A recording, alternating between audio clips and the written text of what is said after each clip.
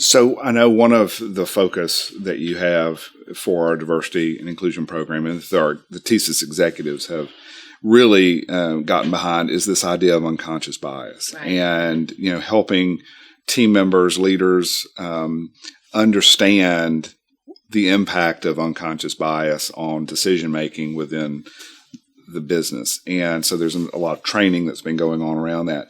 Describe for us what your perspective is on unconscious bias. Why is it important, and what's the impact on the company if we don't get it right?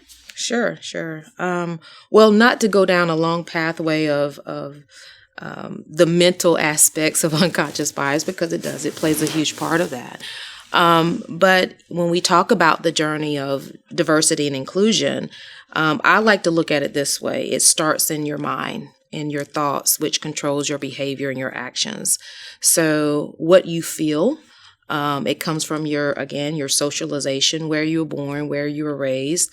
All of those plays a huge factor in how you treat others and how you see others and your perception. Now, that becomes normal, natural instinct.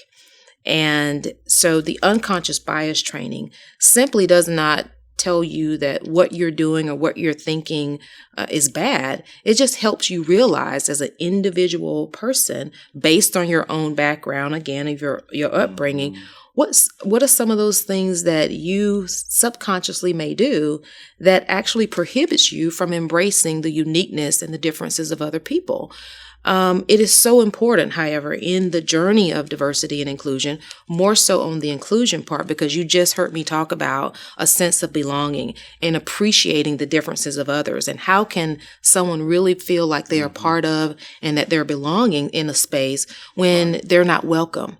And how can you welcome someone if you have your own bias and you have your own wall and your perceptions of that person that may be different from you? So that unconscious bias, it just helps us put that in check every single day. And so that's why I'm so excited. And many of our companies are excited, and they're actually pushing those programs across their enterprises as well.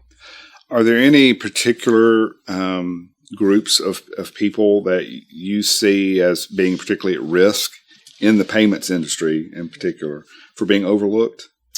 Well, honestly, every organization and every shop has their own different demographic and their own makeup. There's benchmark data, of course, to support various marginalized groups based on ethnicity, based on gender. Of course, those are the most readily present data marks that are available.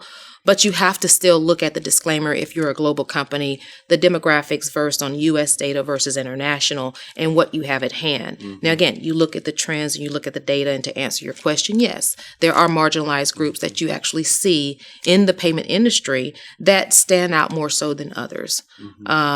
But it's all about your approach. It's all about your corporate strategy and your people's strategy of how you address what is going on in your space, in your shop, in your organization.